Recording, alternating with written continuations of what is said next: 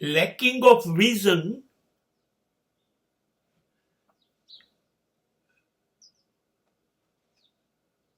and lacking of risk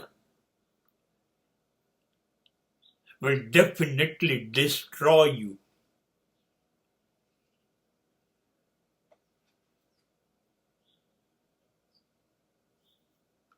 આંખ બધા પાસે છે, દ્રષ્ટિ નથી.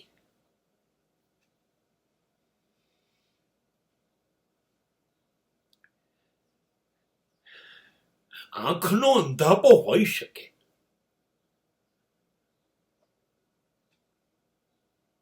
દ્રષ્ટિ વિઝન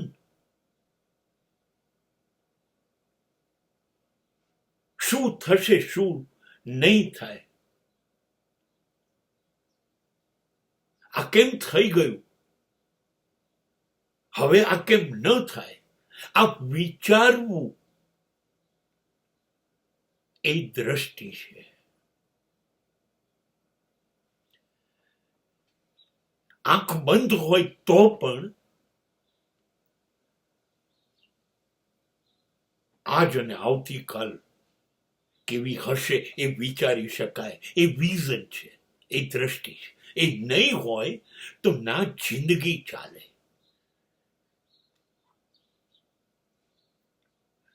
કે ના નોકરી ધંધો ચાલે. દૂરનું જોવાની દ્રષ્ટિ જોઈએ અને પછી એ પ્રમાણે જિંદગીને ચલાવો કે દોડાવો. દ્રષ્ટિ જોઈએ નથી, ટૂંકી દ્રષ્ટિ છે. હા તો પણ નુકસાન તો થશે, ખાડામાં પડશો. સતત પોતાની જાતને જોવી અને હવે શક્યતાઓ શું છે, સમય કેવો છે એ જોવું, એ દ્રષ્ટિ છે. અને પછી જે શક્યતા દેખાય ત્યાં મુઠ્ઠીઓ વાળીને આજુબાજુ કશું જોયા વગર પોતાની જાતને ઝુકાવી દેવી. That is a risk. જોખમ લેવું તો પડશે. કશું મોટું જોઈએ છે, અપેક્ષાઓ કરતા મોટું, તમે પણ ચમકી જાઓ, આ શું મળી ગયું, અને સમાજ તો હો આશ્ચર્યથી એની આંખો ફાટી જાય. એવું કઈ જોઈએ છે તો બધા ચાલે છે એ રસ્તે. નહીં ભલે નવો રસ્તો બનાવો જે તમારો જ હોય, તમારા પહેલા કોઈ ચાલ્યું ના હોય. જોખમ ઉઠાવવું પડશે. અંધકાર જ છે સામે, કશું દેખાતું નથી, કોઈ ભવિષ્ય નથી. દરેક જણ ના પાડે છે રસ્તા પર જવાની, અને તમે નીકળી જશો. અને પછી એ લઈને આવશો જે દુનિયાની આંખો ભય કરી દેશે, જોઈ નહીં શકે. જોખમ ન ઉઠાયું હોત તો વાસ્કો દ ગામાને ભારત જડ્યું હોત અને અંગ્રેજો 200 વર્ષ સુધી ભારતને લૂંટી શક્યા હોત. જોખમ ન ઉઠાવ્યું હોત તો કોલંબસને અમેરિકા જડ્યો હોત.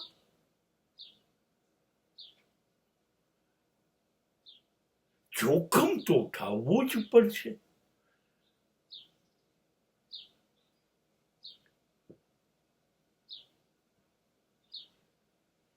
સફળતા ધંધાની હોય કે જિંદગીની હોય,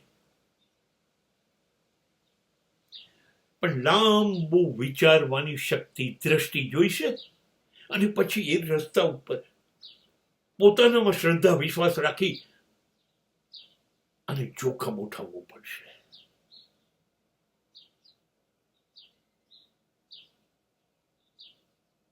8 વર્ષના શંકરાચાર્ય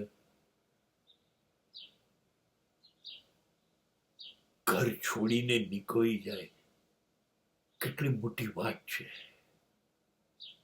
કેવું ગજબ નું જોખમ. અને પછી પછી હિન્દુ સમાજનો આદ્ય સ્થાપક એ જ માણસ બની શકે